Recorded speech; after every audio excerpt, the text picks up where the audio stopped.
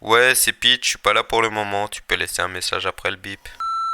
Je lui ai dit, aime-moi, prends-moi dans tes bras, et je n'ai plus personne.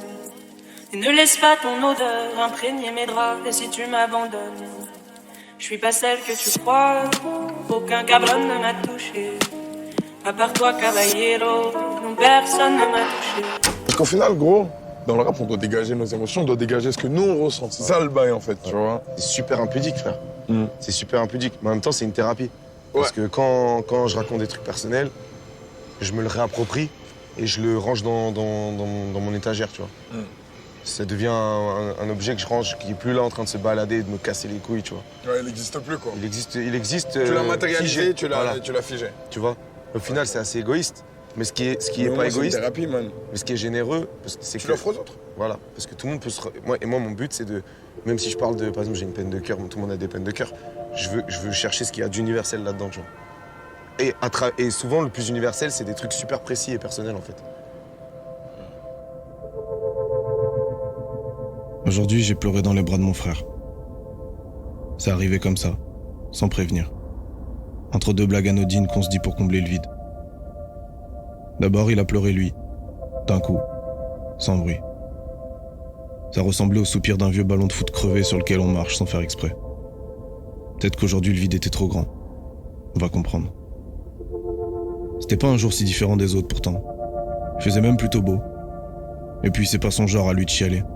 Surtout qu'il en a connu d'autres dès aujourd'hui. Et des sacrés moments roses, ça je te le dis. Enfin bon, il a pleuré. Et moi, j'ai pleuré de le voir pleurer. C'était comme un barrage qui cédait en lui. Un magma de sentiments déformés à force d'être foulé, qui déferlait sur moi. Une putain de vague de vomi brûlant qui te paralyse la gorge. Et puis te soulage quand tu le craches enfin. Aujourd'hui, j'ai pleuré dans les bras de mon frère. Et c'était mieux que rire. Tous les éléments composant l'univers, les galaxies, les amas de poussière, les astres, s'éloignent les uns des autres, inexorablement. Un peu comme nous. Et quand deux étoiles sont trop proches, et que l'une d'entre elles explose, il arrive qu'elle condamne l'autre étoile à errer sans trajectoire dans l'univers. On les appelle les étoiles vagabondes.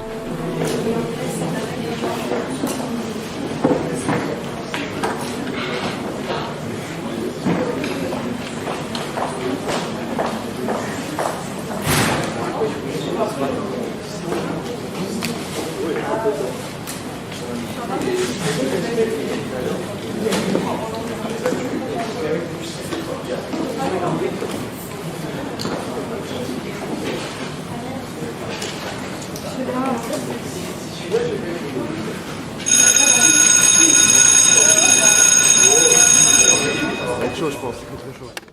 11h du matin, dans Tokyo, je me perds seul.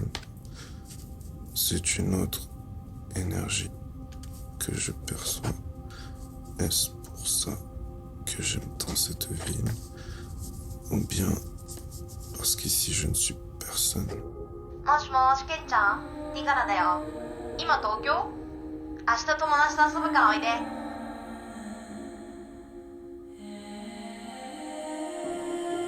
C'est Dieu qui donne.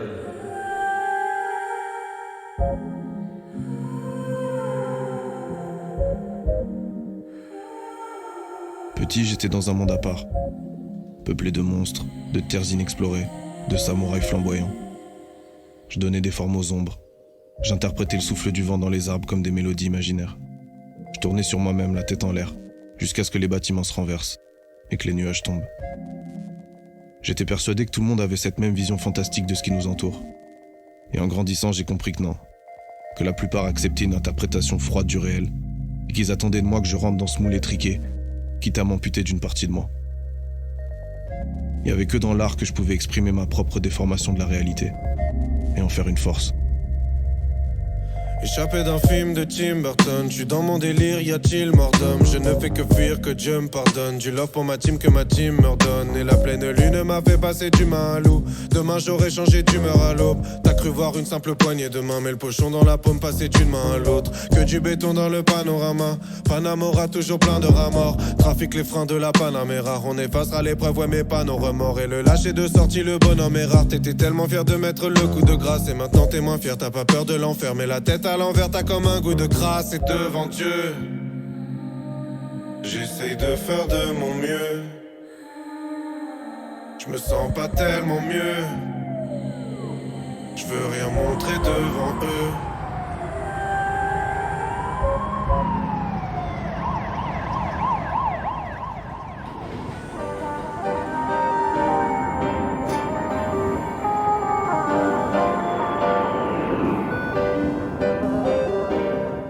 Pas tout gratter des titres, puis grave des disques. Pas là pour taper des bises, qu'on se le dise, maman. En vérité, je vous déteste tous, depuis tout petit. Comprends que parfois j'ai des doutes, parfois j'hésite, maman. Dis-moi qui je suis. La nuit, toutes les étoiles parlent pour toi. Je ne sais plus qui je suis. La vie n'est pas seulement celle que tu crois.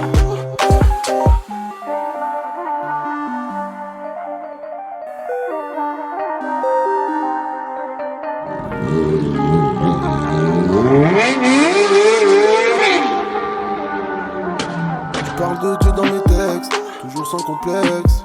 C'est toujours les mêmes convexes, les mêmes complexes. Et m'amène quand est-ce qu'on pèse, quand est-ce qu'on paye.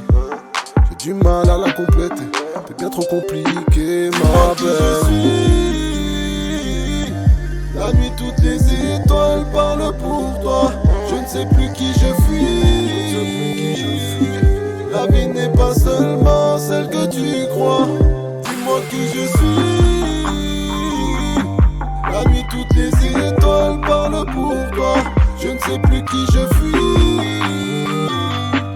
La vie n'est pas seulement celle que tu crois.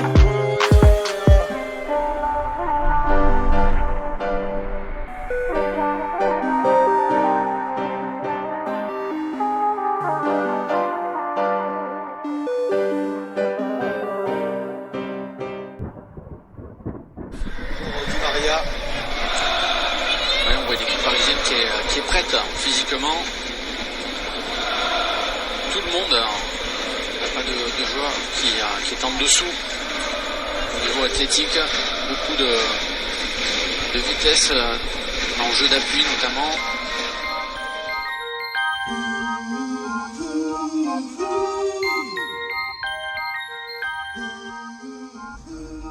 Ouais, bonsoir mesdames et messieurs, vous allez bien? Oui, moi aussi ça va, tranquille. Ouais, tu vas bien? Tu fais quoi dans la vie?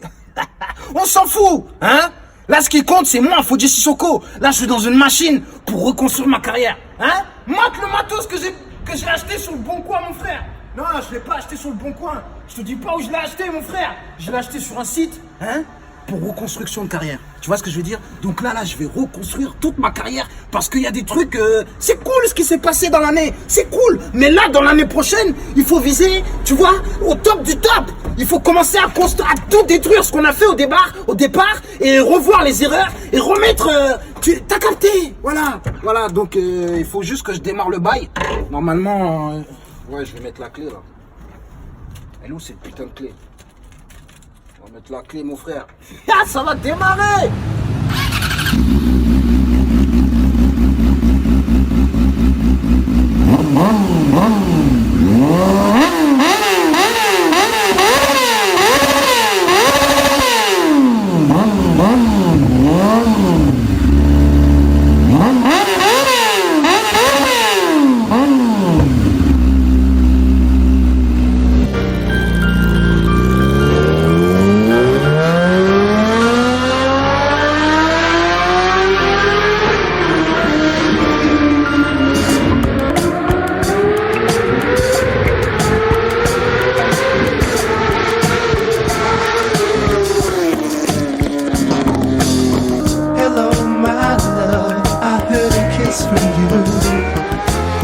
Red magic satin play near to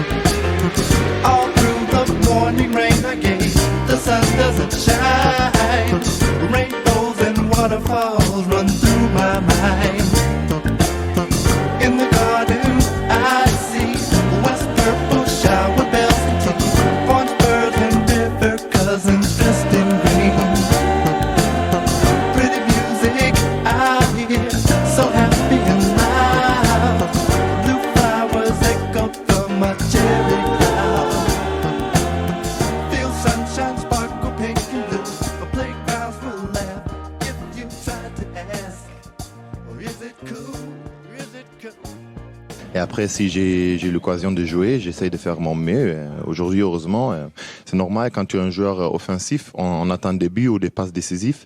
Et heureusement, ça a bien marché aujourd'hui. Et ça, c'est le plus important pour moi. Après, ce que les gens disent ou pas, ça fait partie. Aujourd'hui, dans ce monde, c'est comme ça. Comme il y a tous les réseaux sociaux et tout ça, mais c'est comme ça. Après, je souhaite juste pour tous ceux qui sont très très négatifs toujours. Je ne sais pas, quand tu es trop négatif dans ta vie, ça veut dire pour moi que peut-être toi-même, tu n'es pas très content ou tu n'as pas trouvé ton bonheur ou je ne sais pas quoi.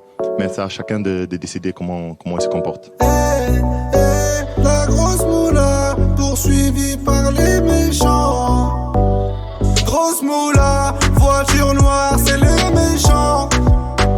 La grosse moula, cette ville a la page des champs. Y'a les méchants, ouais, il faut arbat, ouais. Y'a les méchants, ouais, il faut arbater, ouais. Grosse moula, y'a les méchants. Grosse moula, y'a les méchants.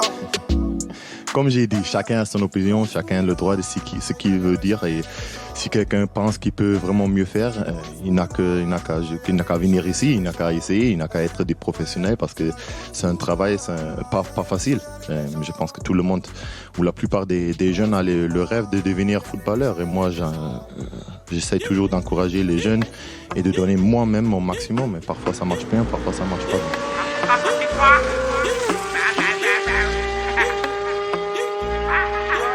Ah, la moulette vient de Paname, intouchable comme Verratti ou Mota. J'suis seul raté, t'es sur le bon touche. Affrontera pas marqué, donc ça coule ma gros. File mon chèque, on m'a donné la sauce, j'connais plus l'échec. J'connais plus l'échec, toujours titulaire comme Keita Cheikh. Les négros en redemande, passe un coup de fil, d'un peu frais sur commande. Tu me passes sur les réseaux, tu t'aimes mes clips. Tu dis que c'est la merde, passe me voir que je te démonte. J'suis toujours en apnée, ces bâtards je les sens pas. Tu te butes à la Yoka, on se bute à la peu. C'est la Champions League, 7-5 c'est la Champions League, 9-1 c'est la Champions League, 9-2 c'est la Champions League, 9-3 c'est la Champions League, 9-4 c'est la Champions League, 9-5 c'est la Champions League, 7-7 c'est la Champions League, 7-8 c'est la Champions League, c'est la Champions League. Paname c'est la Champions League, fuck si t'es pas de ma team. Paname c'est la Champions League, on baisse en Champions League. Paname c'est la Champions League, fuck si t'es pas de ma team. On baisse en Champions League, Paname c'est la Champions League. Les gars m'ont dit, bombarde-les. Ces PD s'approchent, font semblant de m'ignorer. Retrouve-moi sur le corner, fridé chiffonnier. Gros à part ta lumière, tu vas rien allumer. Un Glock dans la main, mais qu'est-ce que tu vas faire? C'est bête d'avoir les couilles vides, bien un 9 mm. Gros duc, on t'a pas tigré, lève tes pas, c'est pas le maître. Ami-toi à droite, ami-toi à gauche. Tout le quartier croit qu'il est riche. Versace par là, Gucci par là. La malade au frigo est vide, pas ta main de mon épaule, c'était pas de mon équipe. Le téléphone sonne, je peux pas rester tranquille. L'atmosphère est tendue comme la Champions League. 7-5 c'est la Champions League, 9-1 c'est la Champions League, 9-2 c'est la Champions League, 9-3 c'est la Champions League, 9-4 c'est la Champions League, 9-5 c'est la Champions League, 7-7 c'est la Champions League, 7-8 c'est la Champions League, c'est la Champions League. Paname c'est la Champions League, fuck si t'es pas de ma team. Paname c'est la Champions League, on baisse en Champions League. Paname c'est la Champions League, fuck si t'es pas de ma team. On baisse en Champions League, Paname c'est la Champions League. Ça putain de racisme.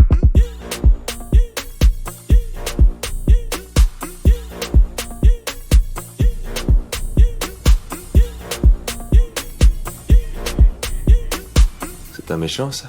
Ouais, Comment tu le sais? parce que c'est un requin. Y a pas de gentil requin? Non. Je veux dire, regarde-le bien. Tu trouves qu'il a l'air gentil? Bonjour, comment vas-tu? Bien.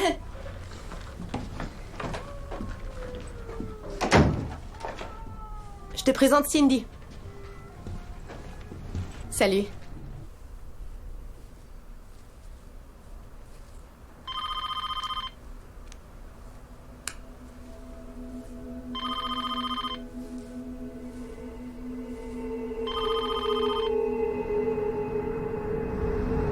Oui, coucou Peter, Gèvres.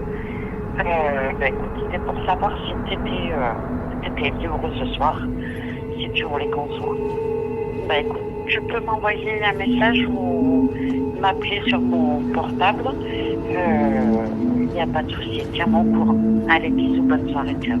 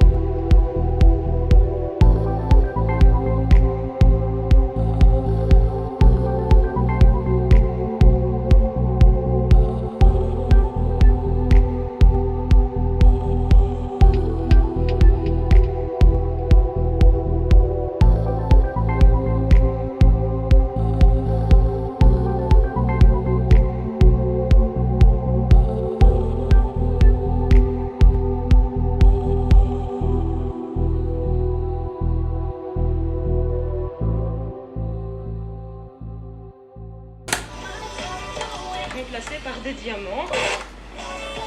Sage de fausse plus. Dis, Renata.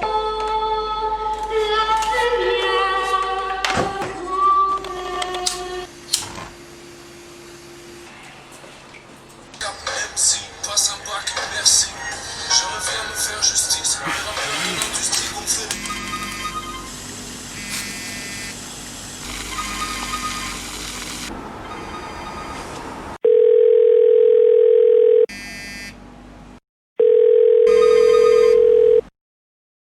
Ouais, je suis comme Jésus, je suis pas là pour le moment. Oui, Peter, salut, c'est Caro. Bah écoute, peut-être que tu dois dormir ou pas. Je me disais, tu sais, ce qui serait pas mal, comme je t'ai marqué dans un message, c'est que quand même on garde un minimum de contact. Pas juste que je t'envoie 3 messages par jour dans un monologue effarant, mais tu sais, de temps en temps que tu répondes ou même que tu m'écris, ça serait pas mal pour montrer qu'un minimum t'as envie, tu vois. Enfin, je sais pas, un minimum qu'il y a un échange. Ça serait pas mal parce que là honnêtement je parle un peu dans le vide et puis moi le truc je te dis si je force que d'un côté, si ça force que d'un côté déjà il faut pas forcer déjà donc ça va pas trop le faire. Donc ça serait bien que tu me donnes signe de vie de temps en temps, je pense que ça serait sympathique. Si tu le veux. Après maintenant si tu ne donnes pas signe de vie, je vais pas continuer à t'envoyer un message tous les 3 jours et peut-être que tu viendras un dimanche et on se parle, mais on se parle honnêtement, et on communique honnêtement, on s'envoie des textos honnêtement, ou on communique pas et dans ce cas tu me le dis aussi. J'attends juste une réponse. Donc tu peux très bien me l'envoyer par SMS, j'accepterai, il n'y a pas de souci. viens de dire non, ça m'intéresse pas, et puis basta, au moins j'ai pas ce numéro, c'est pas de souci. Mais dans le cas contraire, il serait bien que tu communiques avec moi. Allez, salut.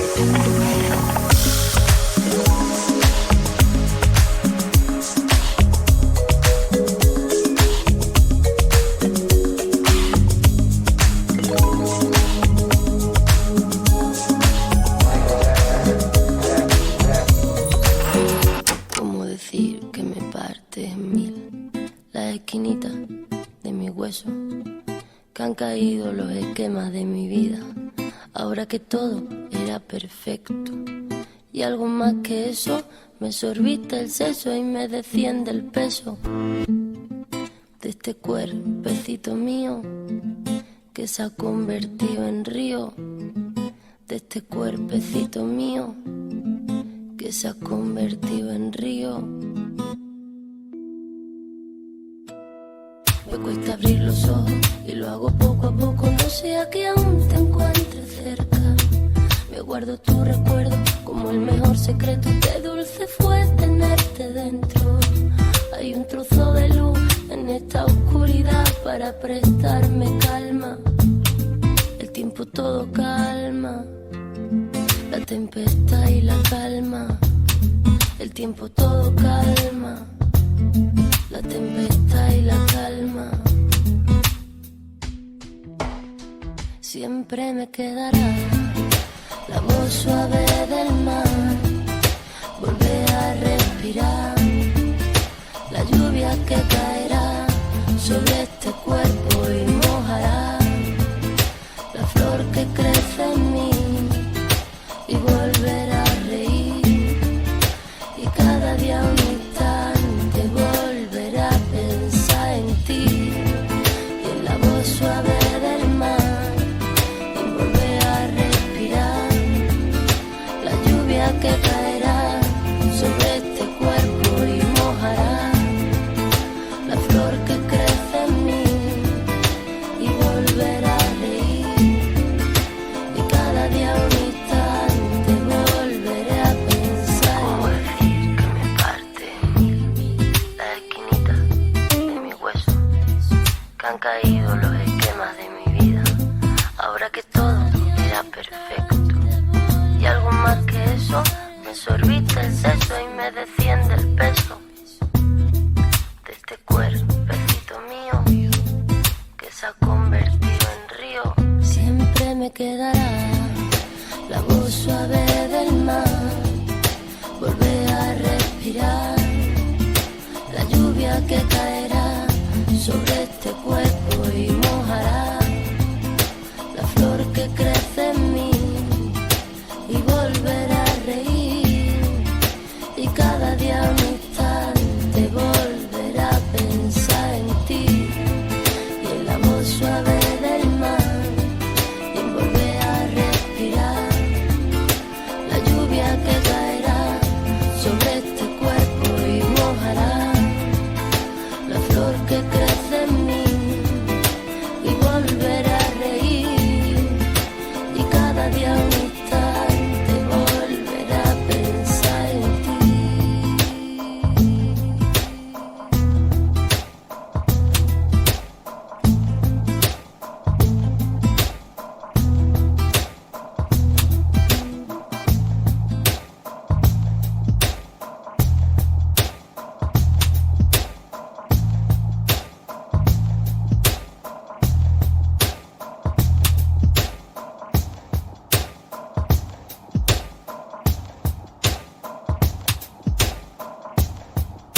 Les gens veulent avoir l'air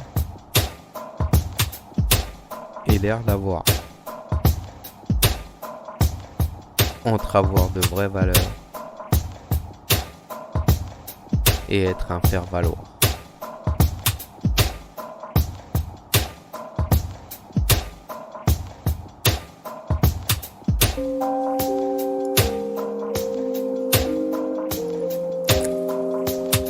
Craque le code, nigga. The spirit of ecstasy. Yeah, yeah, right, yeah. J'pense à comme Pantin la tour. Suce-moi, je vais pas te faire la cour. Moi alias je l'aime comme ma tasse. Pour que je déplace faut qu'on me khalasse. Grosse taille plus grosse qu'un atlas. Plus rond qu'un atlas. T'inquiète pas pour demain. Sur mon compte y'a de la place. Les étoiles regardent les hommes regardent les étoiles. Elles m'observent empiler les sommes. Je les observe, la lumière résonne. Tu sais que la vie c'est une école, bébé. Fais tes squats avec le monde sur les épaules, bébé. Alpha, Oméga, le mojo fait trop de dégâts. Jeune négro, il faut l'Elias. Jeune nègre, il faut Ega. Pour la fraîche, le Libye.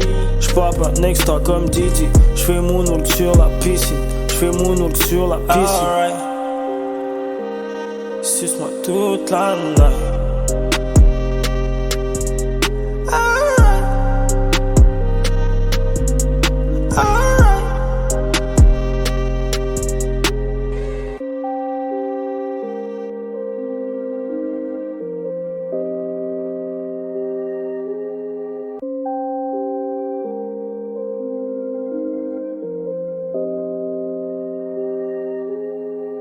Plafond à moulure, manteau en fourrure, peu dans la chaussure, gris sur la couture. Pas de mea culpa, pas de mea culpa, pas de mea culpa, pas de mea culpa, pas de mea culpa. J'suis dans cette bitch, nigga. Jeune et riche, nigga. J'suis sur la liste, nigga. Juste pas la tête, nigga. Au journaliste, nigga. J'suis radical, nigga.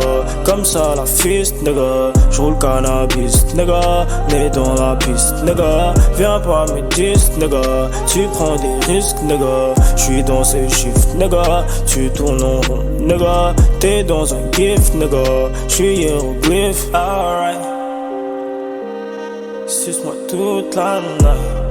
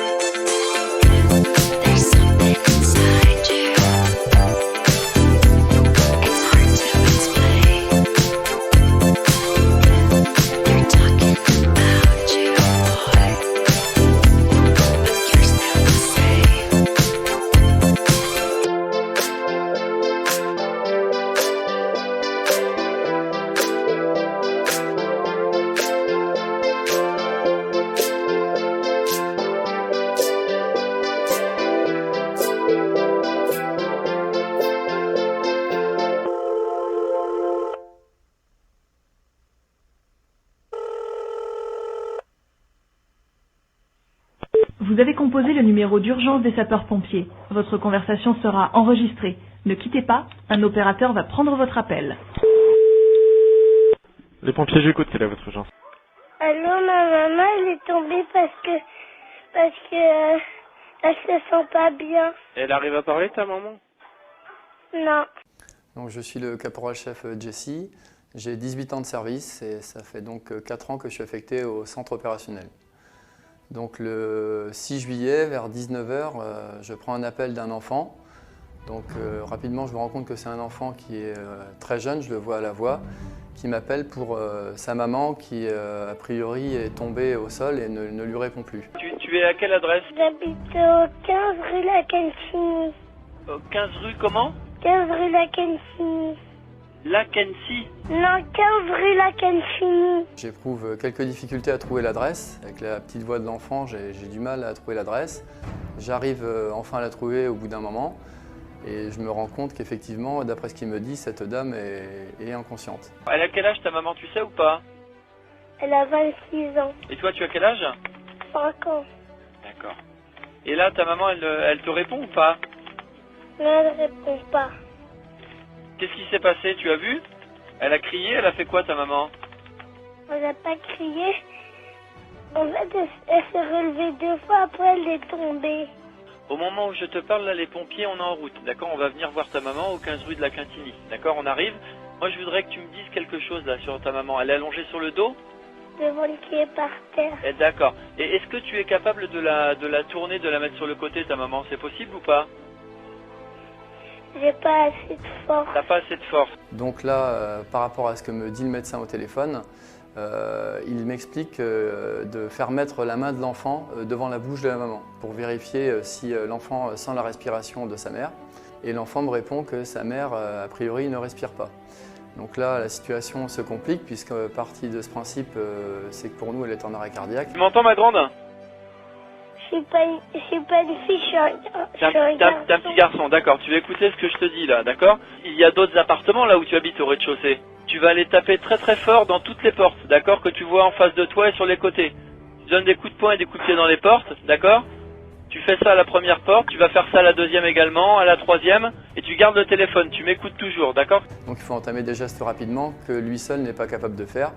Donc je le fais sortir de son appartement tout de suite afin de taper dans les portes des voisins pour faire intervenir un adulte puisqu'il est tout seul chez lui, il n'y a aucun adulte. Ce qu'il fait, il m'obéit, il est vraiment très réfléchi, ce petit garçon pour son âge, hein, il est vraiment très très bien. Et du coup il tape dans les portes mais malheureusement personne ne répond. Et donc étant donné qu'on est face à un mur, je le fais essayer de sortir dans la rue pour trouver un passant. Et à partir du moment où il sort dans la rue, eh bien, il tombe finalement sur l'équipe des sapeurs-pompiers qui arrive à ce moment-là, puisque je reste avec lui jusqu'à l'arrivée des pompiers. Et donc à la fin, on se rend compte que finalement l'équipe qui intervient nous rassure en disant que la maman est de nouveau consciente. Et donc tout finit bien finalement. Et c'est vrai que cet appel prouve que le numéro d'urgence, c'est quelque chose vraiment d'indispensable et qu'on devrait connaître à partir de n'importe quel âge et les utiliser, alors sans en abuser bien sûr, mais que dans certaines situations, on peut se rendre compte, notamment dans celle-là, que ça peut vraiment sauver des vies.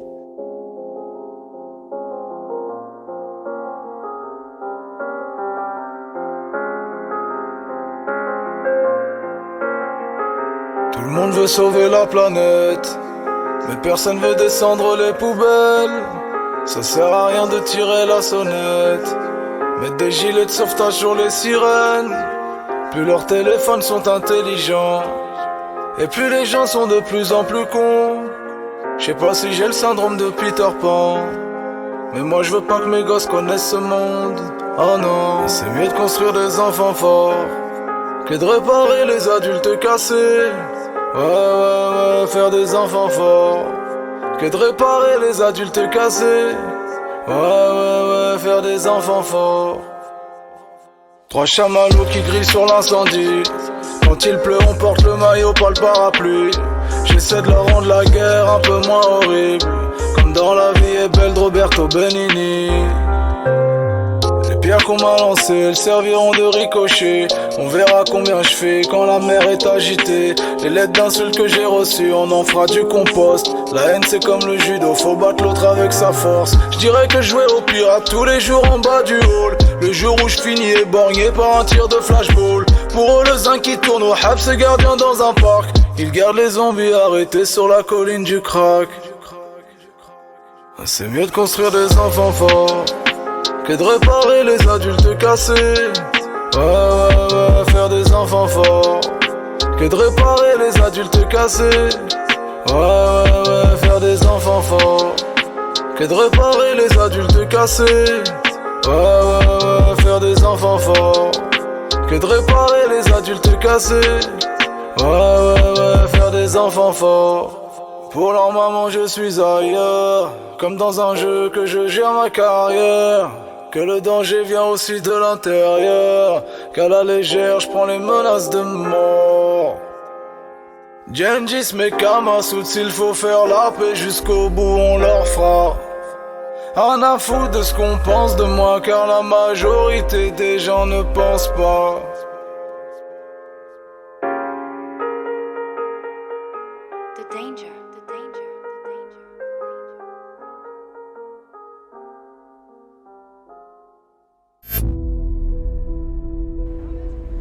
J'aimerais savoir, qu'allez-vous faire une fois que vous aurez pris votre retraite en tant que boxeur? I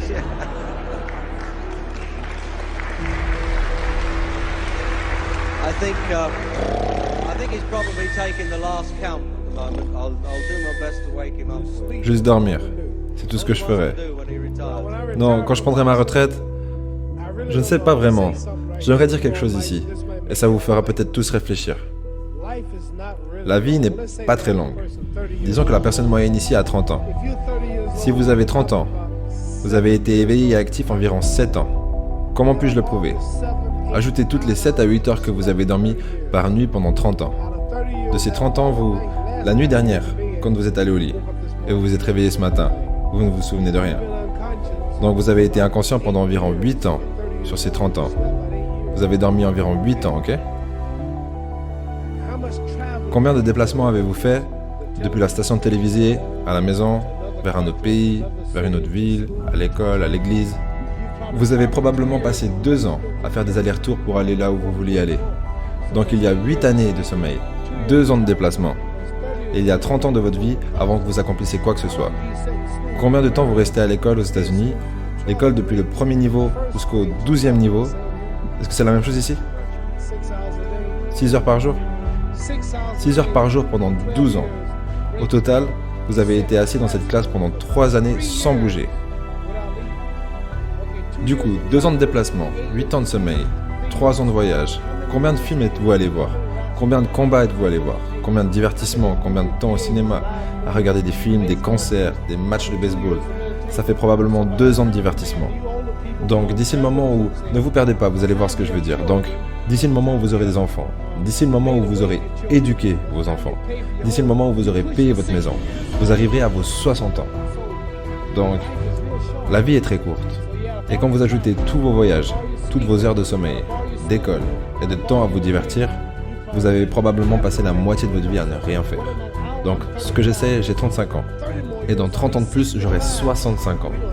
À ce moment-là, nous n'avons plus d'influence. On ne peut plus vraiment rien faire à 65 ans. Ta femme pourra confirmer. Donc, ce que je suis en train de dire, c'est que quand vous avez 65 ans, il n'y a plus grand-chose à faire. Donc, dans 30 ans, j'aurai 65 ans. Et durant ces 30 ans, je vais devoir dormir 9 ans. Je n'aurai pas 30 ans à la lumière du jour. Je dois voyager en dehors des États-Unis. Tous ces voyages, ça fera probablement 4 ans de voyage pour les 30 prochaines années à venir. Environ 9 années de sommeil. Télévision, film, divertissement, ça fera environ 3 ans de divertissement. Donc à travers ces 30 ans, j'aurai environ 16 ans pour être productif. Donc c'est de cette manière qu'on peut décomposer la vie de chacun. Qu'est-ce que je vais faire ces 16 prochaines années?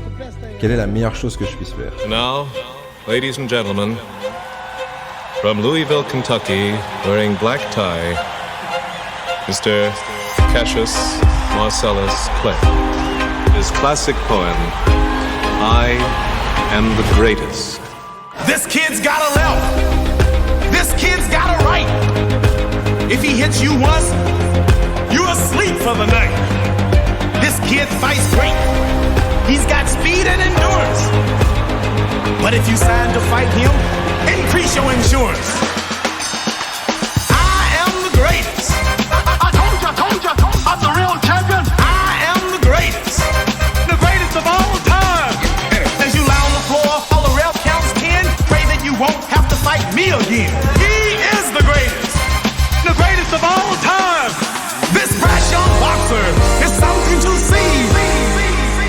And the heavyweight championship is his destiny. I'm gonna float like a butterfly, sting like a bee. You can't hit what you can't see. Float like a butterfly and sting like a bee. I'm gonna float like a butterfly, sting like a bee. You can't hit what you can't see. Float like a butterfly and sting like a bee. I have wrestled with an alligator. I done tussled with a whale. I done handcuffed lightning, throw thunder in jail. That's bad. When I say two, that's never third. When I say three, don't bet against me. I'm a man of my word. The man's in trouble. I'ma show you.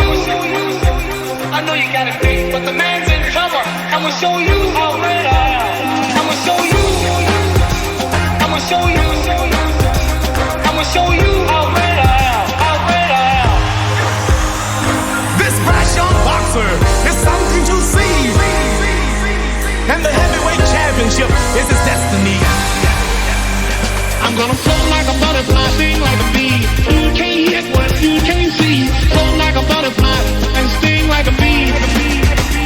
I'm gonna float like a butterfly, sting like a bee. You can't hit what you can't see. Float like a butterfly and sting like a bee.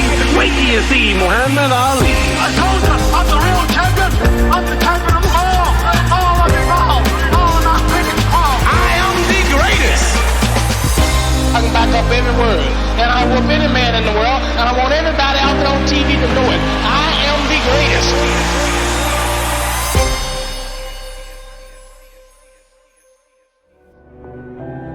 Posséder de l'immobilier, faire du business, apprendre aux autres boxeurs, m'aidera pas à aller au paradis.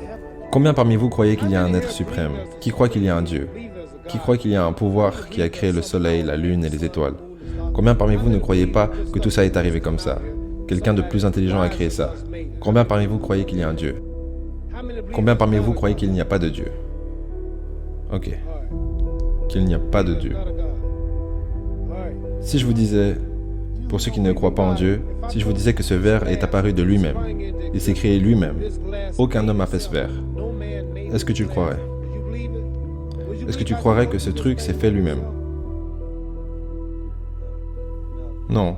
Quand je vous dis ça, vous n'y croyez pas, n'est-ce pas?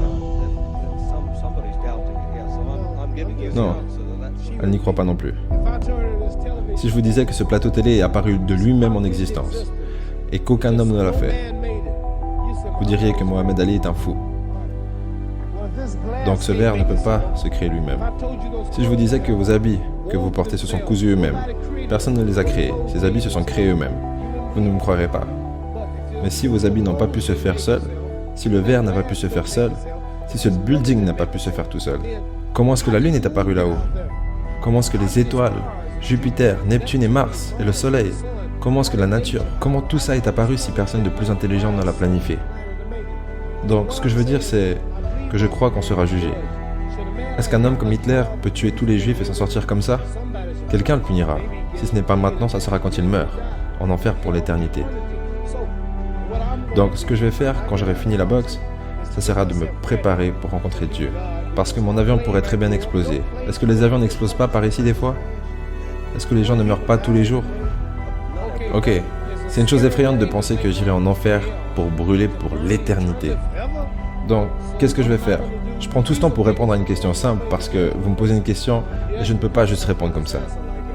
Quand j'aurai fini ma carrière dans la boxe, je ferai tout ce que je peux pour aider les gens.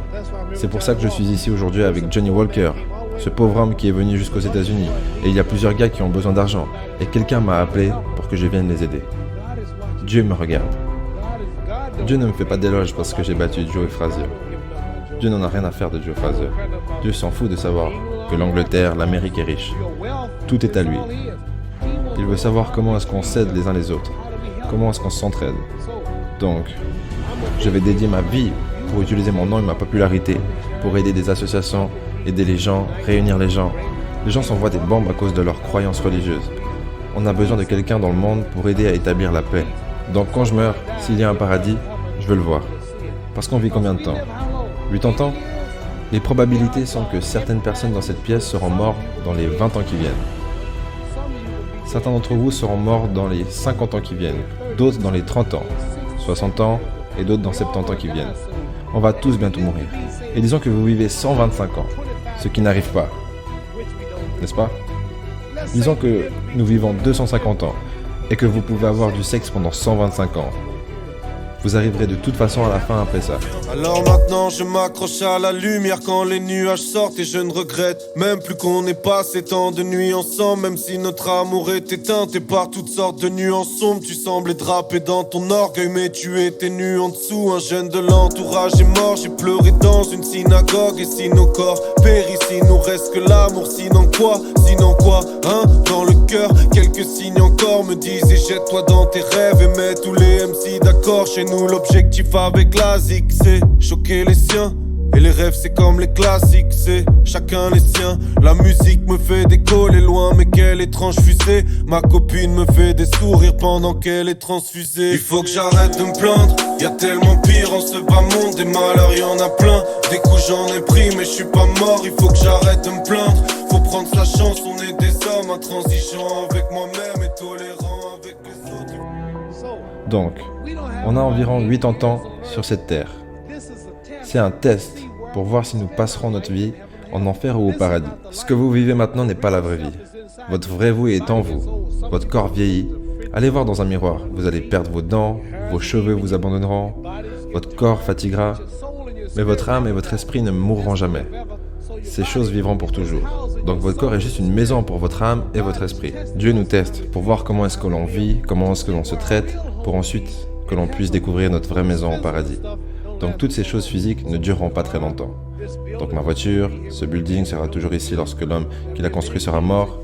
Il y a beaucoup de rois et de reines d'Angleterre, ils sont tous morts. Après le roi actuel, un autre suivra. Donc on ne restera pas là, nous sommes juste des occupants. On ne possède rien. Même vos enfants ne sont pas à vous. Si vous pensez que je mens, même votre femme n'est pas à vous. Vous mourrez et revenez une année après et allez dormir dans votre chambre à coucher et vous verrez si votre femme est toute seule.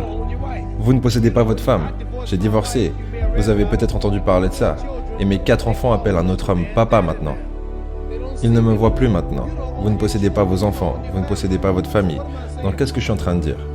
La chose la plus importante dans la vie, c'est qu'est-ce qui va se passer quand vous mourrez ?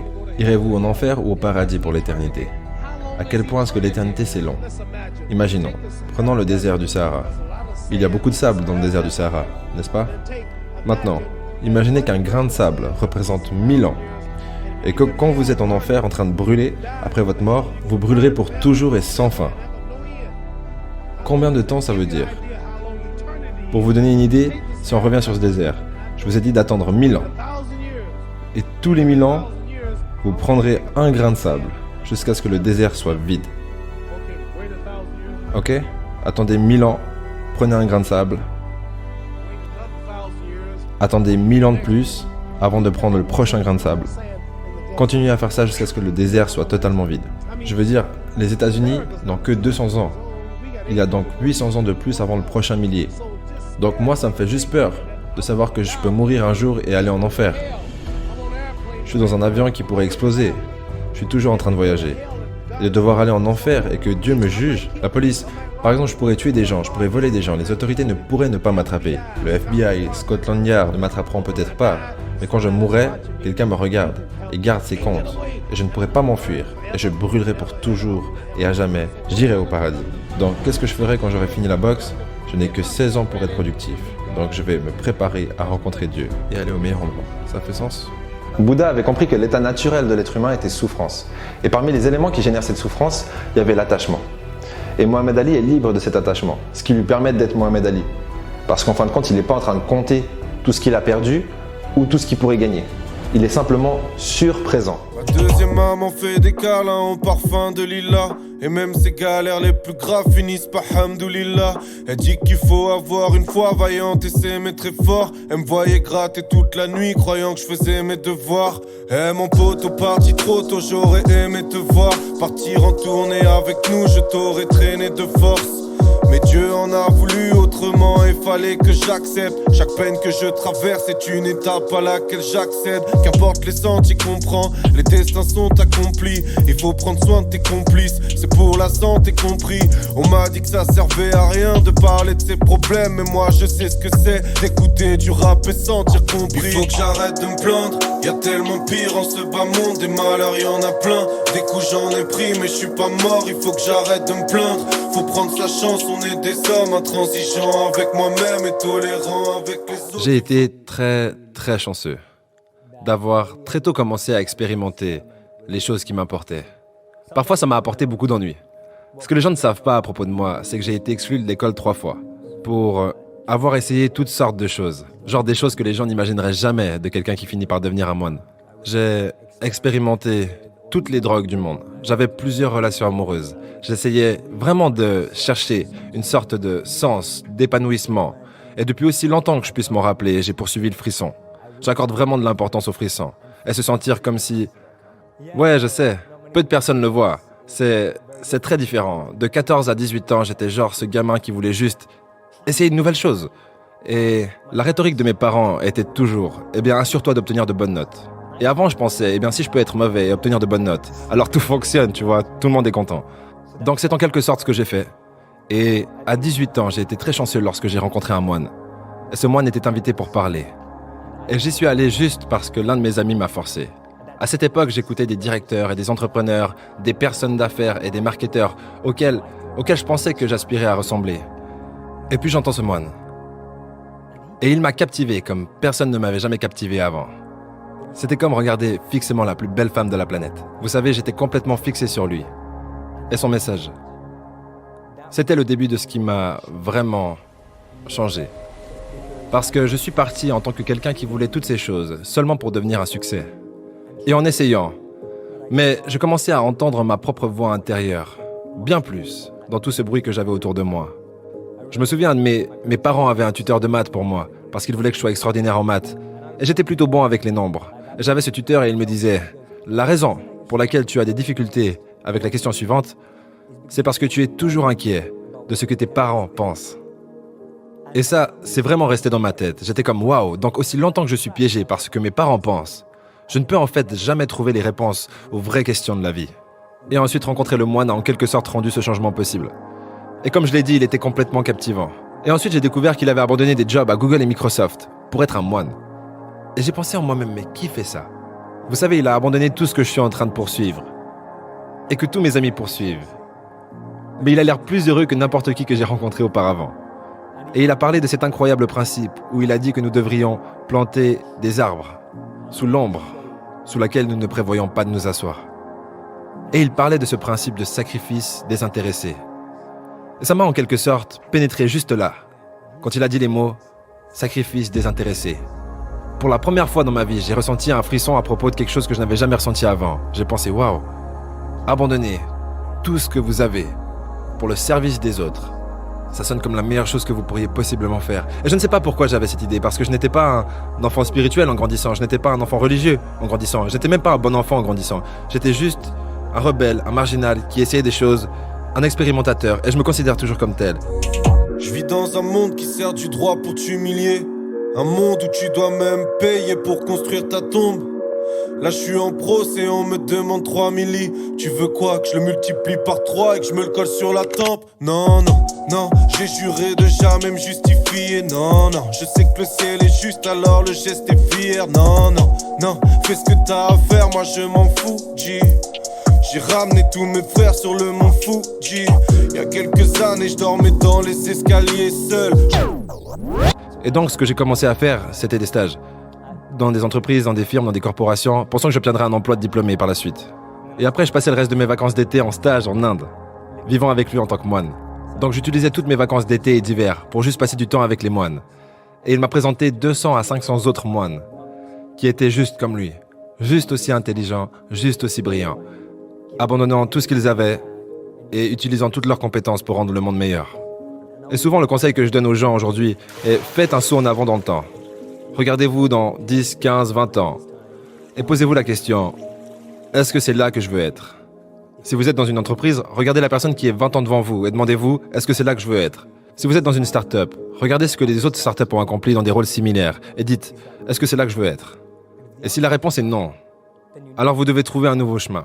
Et pour moi, la réponse à ce moment, en observant, était non.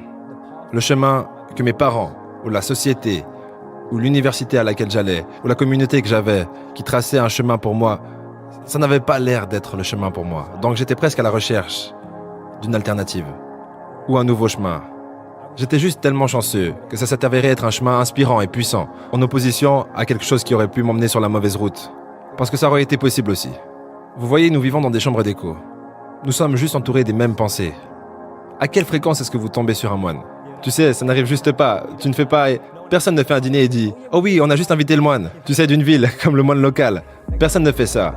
Et donc, on rencontre des gens qui sont juste comme nous, la plupart du temps. Et on parle de ça en business tout le temps. Si vous voulez être un milliardaire, passez du temps avec les milliardaires. Si vous voulez être un millionnaire, passez du temps avec les millionnaires. Si vous voulez être une tech startup, passez du temps avec, vous savez. C'est la rhétorique que l'on entend tout le temps. Mais si vous voulez trouver du sens et maîtriser l'esprit, il n'y a personne de meilleur qu'un moine pour maîtriser l'esprit. Donc, pour moi, la première étape est juste de vous ouvrir à de nouvelles expériences et de nouveaux modèles. Parce que la plupart d'entre nous ne pouvons pas nous voir dans les gens. Donc après, on essaye de s'intégrer dans les boîtes que l'on voit. It is like a finger pointing away to the moon. Don't concentrate on the finger or you will miss all that heavenly glory. Empty your mind, be formless, shapeless, like water, like water, like water. Water can flow or it can crash. Be water, my friend. Empty your mind, be formless, shapeless, like water. Water can flow, or it can crash. Empty your mind, be formless, shapeless, like water. Be water, my friend. Running water never goes stale, so you gotta just keep on flowing, keep on. So you gotta just keep on. So you gotta just keep on flowing. You have to train. You have to keep your reflexes so that when you want it, it's there. When you want to move, you're moving. I mean, you gotta put your whole hip into it. Snap, snap, become one with her.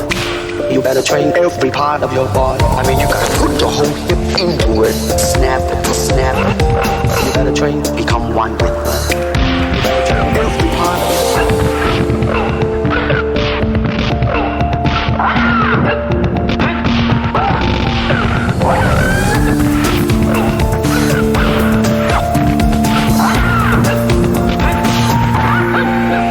Running water never goes stale, so you gotta just keep on flowing, keep on flowing. So you gotta just keep on, Under the sky, under the heaven, there is but one family. Do not believe in styles. Styles separate man. It's a process of continuing growth. Process of continuing. Empty your mind, be formless, shapeless, like water. Water can flow, or it can crash. Empty your mind, be formless, shapeless, like water. Be water, my friend. Et je veux dire, il y a cette citation magnifique, et je l'ai dit partout. Et j'aurais aimé l'avoir écrite, mais ce n'est pas le cas. Donc, c'est d'un philosophe et écrivain appelé Cooley. Et il a dit qu'aujourd'hui, je ne suis pas ce que je pense que je suis. Je ne suis pas ce que vous pensez que je suis. Je suis ce que je pense que vous pensez que je suis. Et laissez ça vous couper le souffle juste un moment. C'est si puissant. Je ne suis pas ce que je pense que je suis. Je ne suis pas ce que vous pensez que je suis. Je suis ce que je pense que vous pensez que je suis. Donc nous vivons dans cette perception d'une perception de nous-mêmes. Par conséquent, mon identité est faite de ce que mes parents pensent que je devrais être. Mon identité est faite parce que ma faculté ou mon université pense que je devrais accomplir. Pendant que vous vivez dans cette bulle et cette chambre d'écho, arriver à ce que vous voulez vraiment faire est impossible. Parce que peut-être que ça ne correspond juste pas, et je pense que tellement de gens se sentent comme ça aujourd'hui, qu'ils ne correspondent pas au système d'éducation actuel, qu'ils ne correspondent pas aux 3 ou 4 ou 5 carrières que l'on vous enseigne qu'il existe. Donc, ce processus d'excavation de soi et d'actualisation demande en premier d'être exposé. Vous ne pouvez pas être ce que vous ne pouvez pas voir. Si je n'avais jamais vu un moine, je n'aurais jamais voulu être un moine. Si je ne rencontre jamais un milliardaire, je n'aurais pas envie d'en être un. Parce que je ne saurais pas ce que ça fait, je ne saurais pas à quoi ça ressemble, je ne saurais pas ce que ça demande. Et je pense que c'est ça le plus gros challenge de notre société, que nous ne sommes pas exposés. Donc ça, c'est la première étape. Être exposé à des expériences et des modèles uniques. La deuxième étape, c'est de trouver cette expérience ou ce modèle par lequel vous êtes passionné. Exactement comme vous l'avez dit, le prendre sérieusement. Soyez leur ombre, suivez leur réseau avec eux, passez du temps avec eux, observez-les, même de loin. Ça demande cette observation. Être addict à observer le style de vie de cette personne. Et ensuite, la troisième étape, c'est de dire oui ou non. Est-ce que ça fonctionne pour moi ? Pas tout le monde qui va essayer de devenir un moine va se sentir comme je me sentais. Et c'est cool. Mais pas tout le monde ne va partir et suivre, filer un milliardaire et dire « c'est exactement ce style de vie que je veux ». Ils peuvent vouloir les résultats, mais est-ce qu'ils veulent vraiment le dur travail qui va avec ? Et donc pour moi, c'est la troisième étape. C'est observer, se concentrer, suivre de près, se rapprocher aussi proche de ce processus de cet individu. Et après dire oui ou non. Est-ce que je veux ce processus ? Pas est-ce que je veux ce résultat ? Tout le monde veut être ce moine qui est totalement illuminé. Vous savez, qui peut marcher à travers, qui a une incroyable aura, vers laquelle les gens gravitent simplement. Mais lorsque vous réalisez qu'il doit se réveiller à 2h du matin chaque jour et dort à peu près 4 à 6 heures, vous êtes genre « Ah, vous savez, je ne veux pas le faire, ça ne me ressemble pas ». Donc selon la perspective d'un moine, le meilleur pouvoir est d'être au contrôle de soi. D'être capable d'entraîner l'esprit et l'énergie pour la concentrer exactement où vous le voulez et quand vous le voulez. Vous êtes complètement détaché et n'êtes pas découragé par les hauts et les bas extérieurs. Vous êtes capable de naviguer n'importe quoi qui semble dur, éprouvant, amusant, l'excitation, avec la même quantité, et être un contrepoids, et équilibré et de sang-froid, sans être trop excité dans le plaisir ou trop dépressif dans la douleur. Mais savoir comment naviguer chaque situation, pour moi c'est une grande force et un grand pouvoir. Parce que vous savez quand vous pouvez juste prendre une vue d'ensemble sur quelque chose. Vous savez quand vous devez vous approcher de quelque chose. Vous savez quand vous devez vous éloigner de quelque chose. Il y a une magnifique strophe dans le Bhagavad Gita qui dit que le détachement n'est pas que vous ne possédez rien. Le détachement, c'est que rien ne vous possède. Et je l'adore parce que pour moi, ça résume le détachement d'une manière dont il n'est habituellement pas expliqué. Habituellement, les gens voient le détachement comme être loin de tout. En fait, le meilleur détachement est d'être près de tout et ne pas laisser ces choses commencer à vous posséder. Et c'est le vrai pouvoir, c'est la vraie force. Combien de gens nous connaissons qui ont eu la célébrité et ensuite cette célébrité les a ruinés ?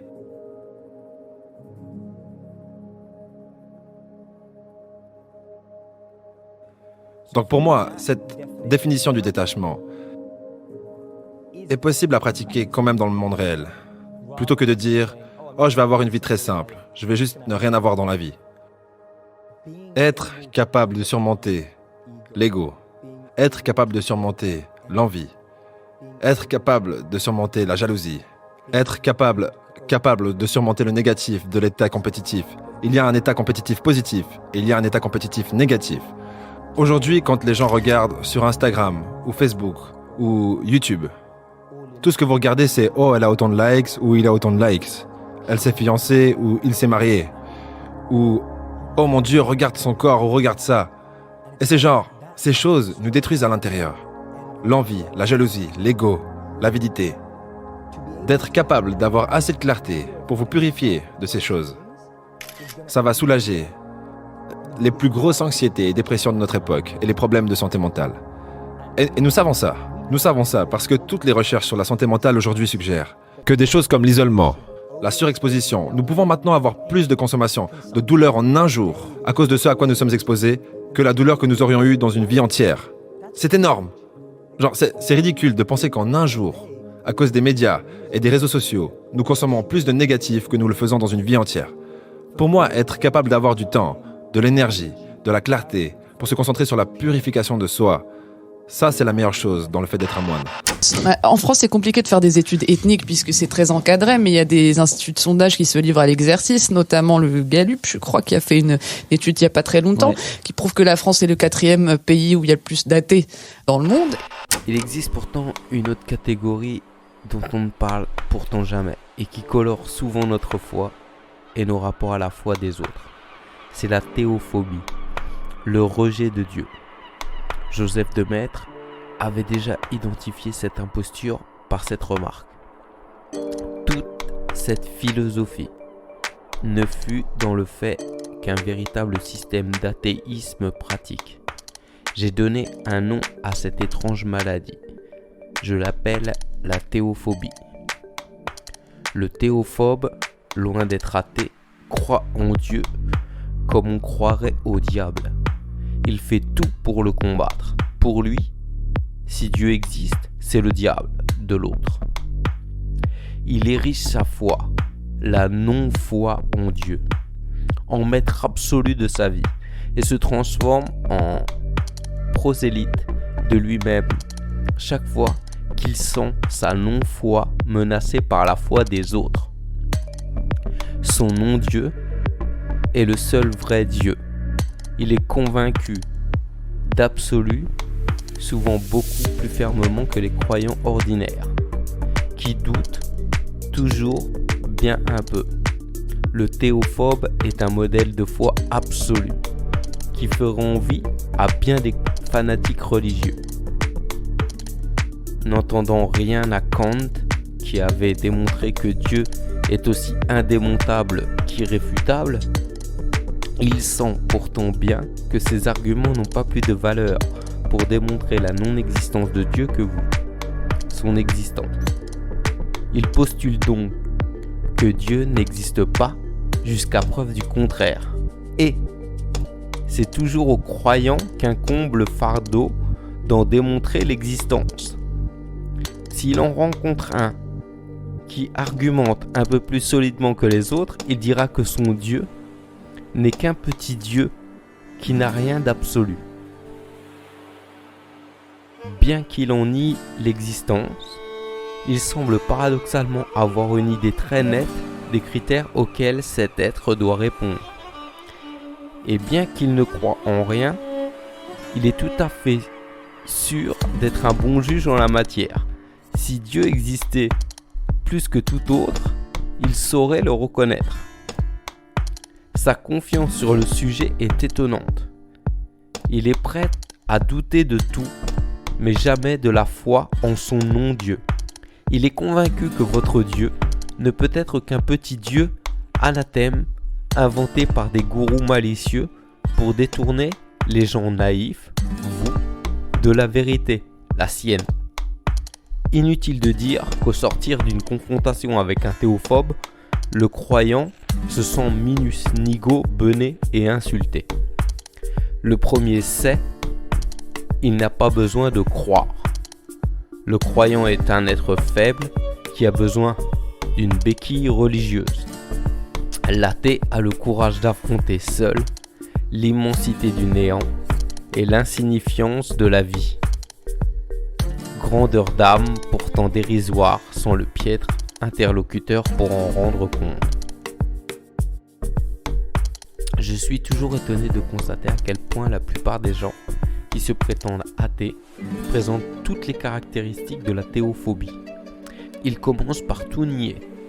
Dieu n'existe pas. Pour pouvoir seulement en parler, il faut d'abord leur faire reconnaître ce que j'appelle l'exigence minimale de l'existence de Dieu, l'idée de Dieu. Je ne sais si Dieu existe ou non, ni quelle forme il peut avoir, mais le simple fait qu'on y pense lui donne nécessairement une forme d'existence, aussi minimale soit-elle. Nous inspirons du cogito de Descartes. On peut donc dire que si une chose peut être conçue dans notre pensée, on ne peut quand même pas dire qu'elle ne soit rien. Le néant ne peut donc, en toute logique, s'assimiler à Dieu. Voilà donc l'acte de naissance de Dieu, une idée dans l'esprit de quelqu'un. Une idée n'est pas rien, mais qu'est-elle ? Quelle forme d'existence l'idée de Dieu peut-elle avoir ? Pour commencer, soyons clairs. Athée n'est pas agnostique. Ce dernier ne sait pas si Dieu existe et ne s'en porte pas plus mal. L'athée est convaincu que Dieu est une chimère, qu'il n'existe pas. Mais encore, pourquoi défendre cette idée quand on organise les catégories dans son cerveau? Qu'est-ce qui nous pousse à vouloir anéantir l'idée de Dieu? La plupart des gens qui défendent cette option parlent du syllogisme suivant. Beaucoup de personnes croient que Dieu existe et qu'il est bon, infiniment bon et tout-puissant. Certains croyants ont commis des horreurs, croisades, inquisitions, djihad au nom de Dieu. Si un Dieu bon existait, sa toute-puissance n'aurait pas permis de tels actes. Ces actes ayant tout de même été commis au nom de Dieu, le Dieu des meurtriers est donc mauvais. Un Dieu mauvais ne peut pas exister. Dieu n'existe pas. CQFD. De nos jours, les athées se contentent de cette démonstration pour se convaincre que Dieu n'existe pas. Ainsi donc, si certains fanatiques commettent des bêtises, ils y voient la preuve que Dieu n'existe pas. Naît alors en eux la phobie qu'un Dieu aussi cruel existe. Faut-il alors supprimer le jouet métaphysique Dieu à tous pour un éventuel mésusage? Mais si je voulais savoir véritablement si Dieu existe, suis-je honnête en disqualifiant le principe pour non-respect de sa définition? Je veux dire, si aucune personne ne commettait d'atrocité au nom de Dieu, est-ce que cela serait suffisant pour affirmer que Dieu existe? L'athée typique a curieusement toutes les caractéristiques du croyant. Il est fermement convaincu par une foi indéfectible qu'un non-Dieu existe. Sa forme métaphysique la plus élevée est non-Dieu. Il croit au non-Dieu, qui est nécessairement vrai puisque l'humain est incapable de se conduire toujours avec bonté.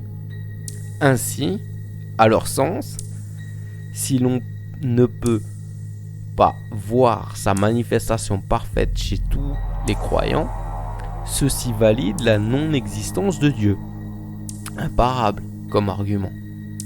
Un Dieu parfait ne peut se manifester dans des humains imparfaits. Mais l'imperfection humaine doit-elle nous convaincre de médiocrité?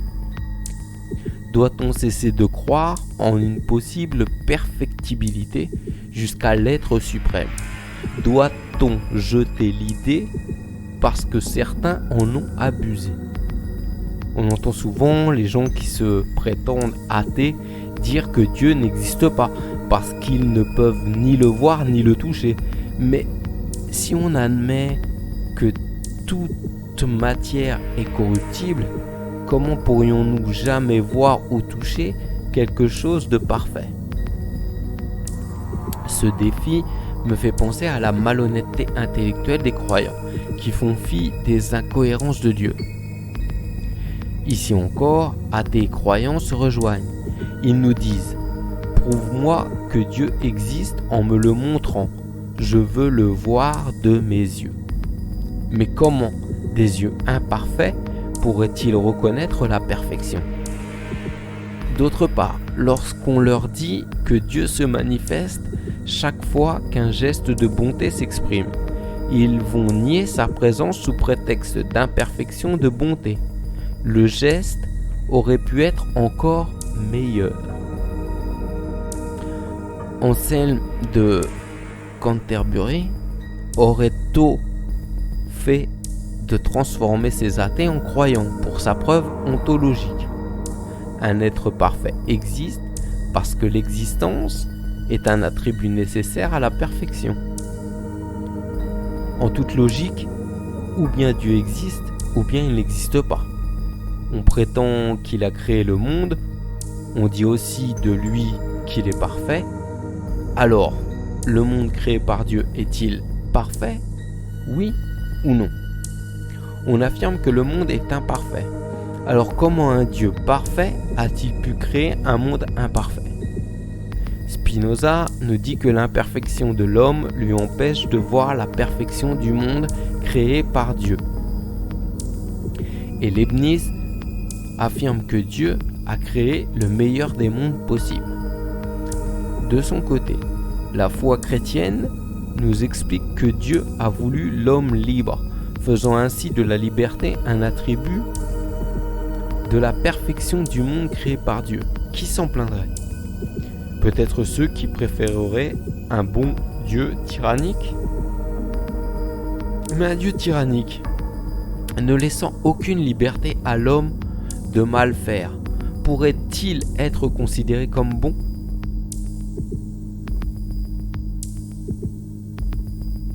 Il y a pourtant souvent dans le discours de l'athée ce genre d'argument qui annonce qu'il ne reconnaîtrait que cette seule forme de Dieu. J'aimerais qu'on se pose maintenant la question des athées et des agnostiques, de ceux qui ne croient pas en Dieu en gros. Alors ils représentent, je crois, à peu près un peu au-dessus de 23% en France en tout cas, et donc ils sont plus importants que j'allais dire chaque grande religion monothéiste en France. Est-ce que l'athéisme, il se consolide un peu en réaction à ce retour du religieux ? Est-ce qu'on assiste à des revendications de plus en plus assumées ? Oh la Rania, elle est... sa bouche, elle a fait... Alors vous voyez peut-être chez vous, sa bouche, elle a fait comme ça, elle a bougé comme ça. Je vais dire quelque chose qui va pas plaire à Simon. Bah vas-y, je te laisse commencer. Non, je t'en prie, dis-le, je t'en prie.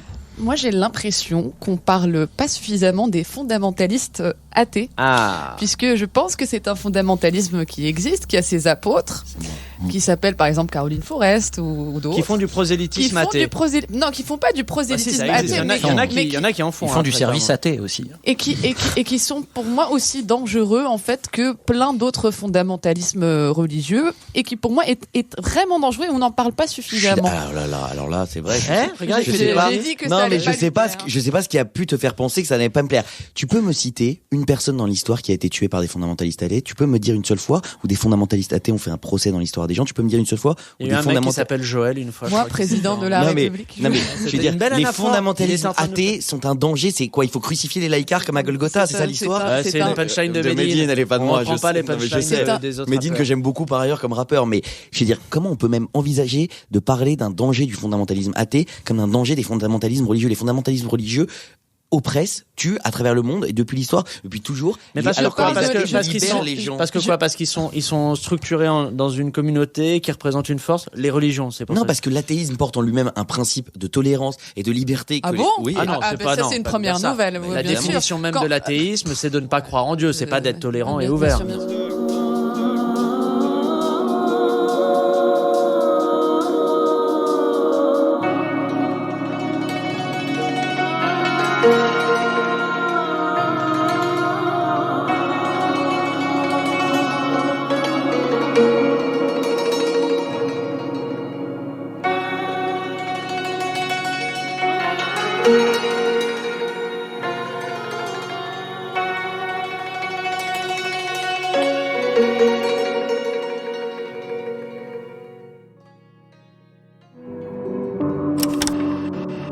Tous les objets composant l'univers, les galaxies, les amas de poussière, les astres, s'éloignent les uns des autres inexorablement.